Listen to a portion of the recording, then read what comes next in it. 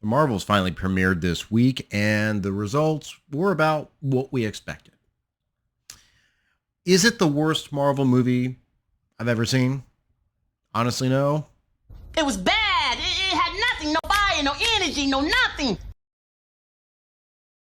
So I saw this on Thursday night and did a fun little skit during a live stream, basically saying the movie sucked my soul away. Yeah, I'm exaggerating. I'm exaggerating because it just kind of was.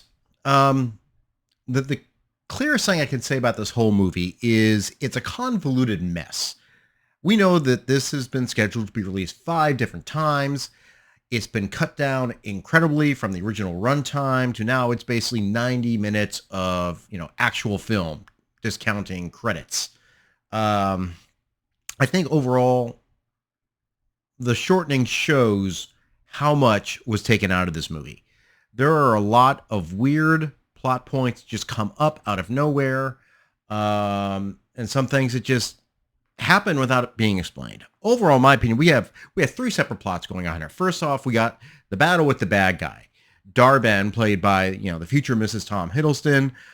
She is a Kree warrior who's now leading the Kree, and her goal is to revitalize the planet because you see Captain Marvel killed the Supreme Intelligence, and that plunged the entire planet into a civil war about 30 years ago, which it never recovered from. It's lost, most of its atmosphere. It's lost all of its water, and the sun's gone away. So Darben's plan is basically to go throughout the galaxies and steal resources to revitalize the planet, bring back atmosphere, bring back water, and restore the sun. Now, if this sounds familiar, well, that's because you may have seen Spaceballs in the 1980s, where Dark Helmet decided he's going to steal the atmosphere of Druidia. Suck, suck, suck! Yeah, I know suck could be describing the movie, but just remember the reference. It's kind of the same thing. It's kind of ridiculous. She finds one of the bangles, which is called a quantum band, also known as a nega band, N-E-G-A band, officially in the comics, which is the same one Kamala Khan has. And when she uses it, that triggers what I'm going to say is the second plot of this movie, the crossing of the powers. And that's how the Marvels make their team up. We're a team. Oh, no, we're not a team. We're not a team. For some reason, which is never really explained, whenever they use their powers, they switch places. It's kind of supposed to be like a Freaky Friday gimmick, I guess. Supposed to be, fun and lighthearted and provide some laughs and funny situations, probably in very dramatic situations like we'll see in the fight sequence in Kamala Khan's family's home. And it's supposed to be all fun and wacky. I just don't think it works well. I really don't think it works well. Again, it's not well explained. And there's many times that each of the characters use their powers and there's no switching going on. So they somehow have to work together, understand how their powers are switching back and forth so they can go off and stop Darben.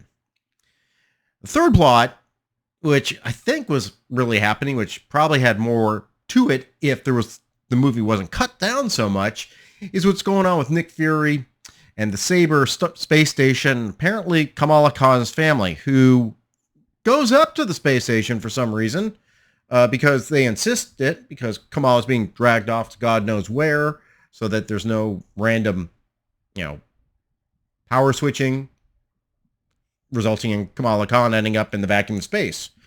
That actually makes sense. But Nick Fury bringing the family onto the station doesn't make any sense. And of course, there's wackiness on the station, because you see everyone's favorite kitty cat, the Flerken, Goose, is present.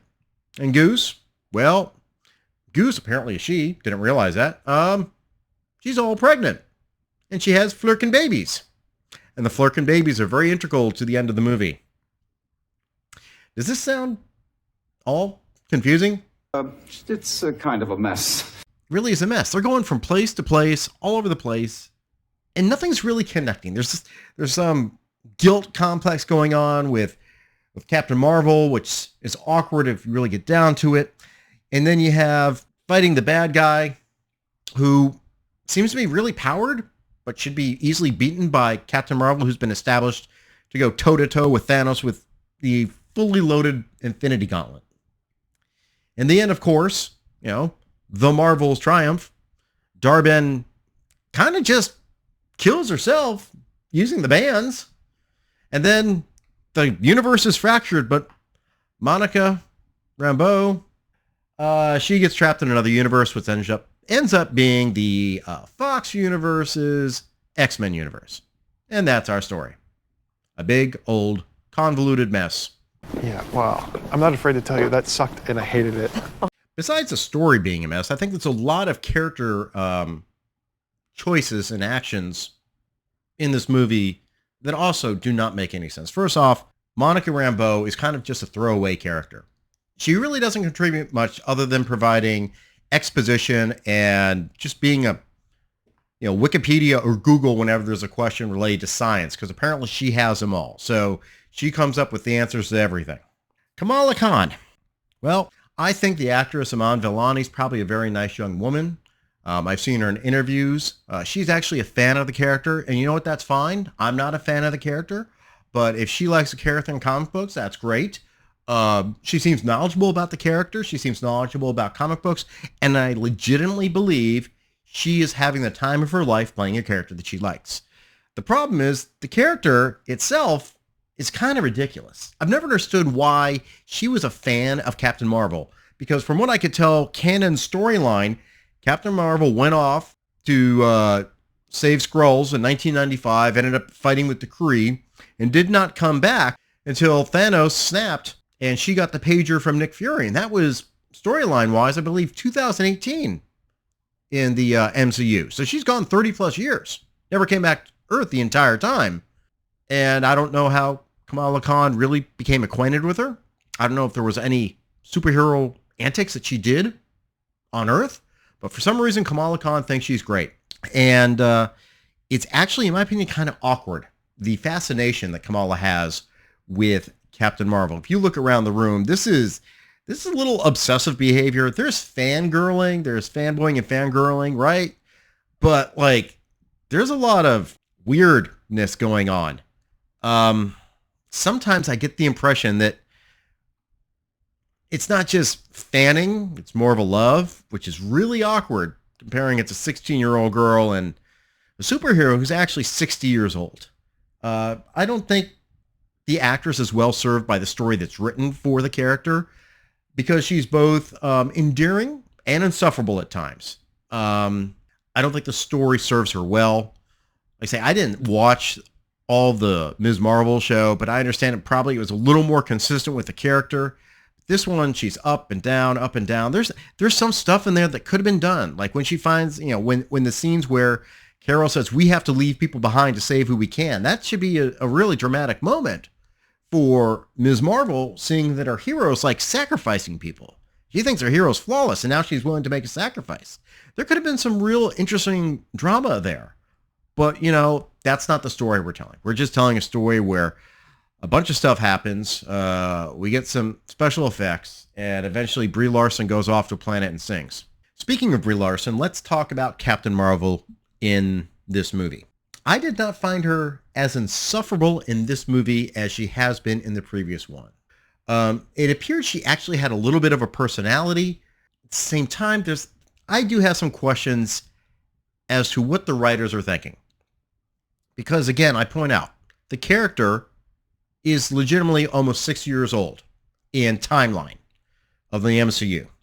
She first gained her superpowers in 1995 and has 30 plus years going throughout the galaxies, using them, saving people's lives. And now we're finding out, apparently she has a lot of insecurity about things she's done, a lot of guilt about things she's done, and in this time she's never made any attempts really to right the wrong she did. She's called the Annihilator by the Kree for killing the Supreme Intelligence and plunging their planet into civil war and ultimate ecological destruction. The end of the movie, based on Monica saying, hey, you can use your power to restart their sun, she goes and does it. This OP, overpowered superhero starts the sun all up again by going in there and glowing really bright. She never thought of this before. She never came to this conclusion on her own. And she spent 30 years going around with this guilt on her, never trying to address it in any sort of way. She also, again, appears not to have a full grasp on all her abilities. Because if she was fighting the way she should know how to fight, Dar-Ben is no challenge. We know what Captain Marvel can do. She stood toe-to-toe with Thanos. She took out Thanos' entire mothership. She restarted the sun. She travels at the speed of light. And yet here she is fighting Dar-Ben, who is just a normal Kree warrior armed only with an accuser's hammer, which has never been established to be as powerful as any of the other weapons we've seen in the Marvel Comics. So again, they're getting Captain Marvel's character wrong. First off, they made her too powerful to begin with. But now that you have her just so damn powerful, what are you doing? What are you doing? We've already seen extremely superpowered characters have conflict, have issues, but they're better resolved. Superman understands his powers. Superman has his abilities, but Superman's conflicts are about, what he is as a symbol, what he stands for, and his ultimate humanity. This stuff with Captain Marvel comes out of left field. I'm so guilty. I've been so guilty. I know this was going to be the sequel to Captain Marvel, and decided to put, Tanoia Paris and Iman Vellani in it to make the Marvels. But there really should be another story in between to really establish Captain Marvel as a character, because it wasn't done in the first movie. It wasn't done in the Avengers movie, and there's a whole background here that we don't know about. And that really contributes to making this, again, storyline just a mess. Yeah. See your point. The last character really that I think bears some examination is one that has been being destroyed since the summer with Secret Invasion, and that's Nick Fury. There was once a time when Nick Fury was a man who knew everything. Nick Fury who was playing, 3D chess while other people were playing marbles. You think Fury's hiding something? He's a spy. Captain, he's the spy. His secrets have secrets. The man that we see now, that we saw in Secret Invasion, is a beat-up, tired old man who's struggling to get by. And that's what we get here. And even worse, so we're still maintaining this Nick Fury character who's, lost his mojo, whatever. He still didn't get it back at the end of Secret Invasion, if you really look at it. But now he's become literal comic relief. Literal comic relief. It's like they Thored him. When Thor used to be a very serious character, then they made him more jokey and comical and the butt of jokes. That Thor, that's kind of where we got Nick Fury at now. He's just kind of sitting there in the space elevator when people show up and the fighting starts, and super spy Nick Fury can't shoot a guy 6 feet away. First off, he's shooting a gun at a glass window. That's not a Nick Fury move. And then he just lets Ms. Marvel take care of anything. Ms. Marvel, who suddenly has incredible acrobatic abilities. Nick Fury, and of course, when he tells Monica Rambeau to fly. Black girl magic! I don't know what they were thinking of doing Nick Fury. And I guess Sam Jackson just doesn't give a shit anymore. He's like, just give me my paycheck and I'm gone. Because that's all he did. He just read whatever some idiot wrote and then he said it.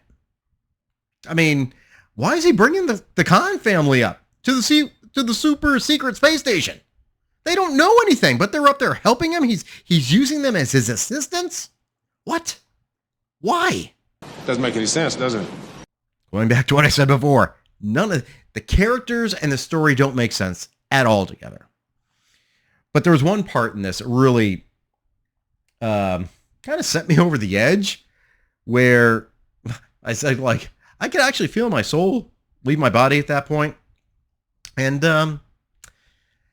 it just boils down to one statement. Stop running and let the Flerken eat you. So when the Stabor station has to be evacuated, there's not enough lifeboats. We have Goose giving birth to all the baby Flerken who are now running throughout the station. Fury and gang try to herd them all together. The herding cat jokes. Why? Because we're going to use the Flerken to transport the hundreds of people on the station that can't get into the few life pods left. So they have all the Flerkens eat the humans so they can be transported. And literally, as humans are running for their lives, as Saber personnel are running for their lives from Flerken, in the background, we have Memory from Cats playing as the PA on the Saber station is saying, "Stop running and let the Flerkens eat you." Stop running and let the Flerkens eat you. For me, just the surreality of that statement sums up this movie. It is a convoluted mess. The characters don't work. The story is all over the place, disconnected, and the stakes don't make any dang sense. Not at all. So when they say this weekend, $47 million, it makes sense. Makes a lot of sense. But what doesn't make any sense is what Marvel's doing. Maybe they have recognized time to do a little course correction. Captain Falcon is being delayed. We still have pushed off Ironheart. Agatha has been pushed off. Sounds like Echo is still being released on one day come January. And the only movie being released by the MCU next year, allegedly, is Deadpool. Now, still got stuff to shoot for Deadpool, but they're still shooting for that July 2024 release. What's this going to be like? Is it going to have the same magic of Deadpool 1? Is it going to have Ryan Reynolds quipping left and right? Is it going to be R-rated? Till we see those things, this future looks very uncertain for the MCU. All we know is this time the Marvels is, it's a flat-out failure, perhaps the biggest Disney Marvel has ever had. Questions, comments, witticisms down below. Click the like button, click the subscribe button. See y'all later.